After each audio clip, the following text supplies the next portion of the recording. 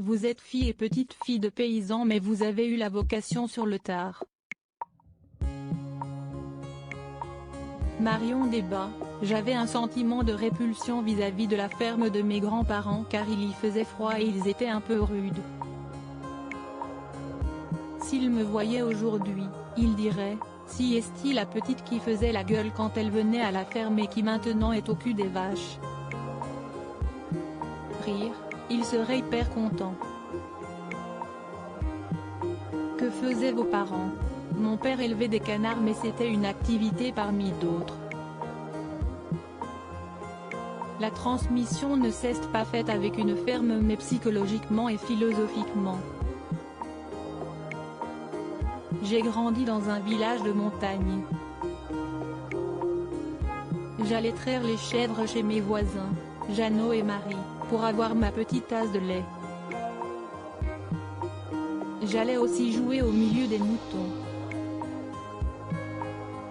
J'ai baigné dans les chants occitans qui ne racontent que des histoires de paysans. Tout cela a contribué à ma vision de la paysannerie. Quel a été le déclic?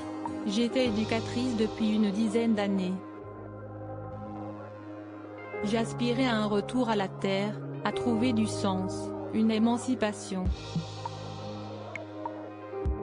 Cela a du sens de produire de l'alimentation pour les autres.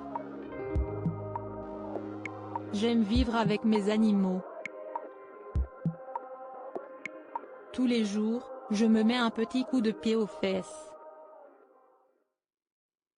Je fais des choses que je n'aurais jamais faites et j'apprends tout le temps. Quoi par exemple? Hier, j'étais en formation tronçonneuse et bientôt ce sera pour la mécanique de mon tracteur. J'ai appris la soudure, le parage, c'est-à-dire à soigner les pattes des vaches. Je suis aussi porte-parole de la Confédération paysanne du département. Du coup, intellectuellement parlant, je m'y retrouve. Je discute de sujets de société, de transformation sociale. Il y a du militantisme, une réflexion permanente. Si est un métier hyper complet où vous travaillez de vos mains, de votre corps et de votre tête. Comment ont réagi vos parents face à ce changement de vie? Ils étaient déconfits. Rire, mais ils ont l'âme paysanne. Ils se sont fait à l'idée même s'ils restent inquiets, une fille toute seule dans ce métier difficile physiquement et psychologiquement.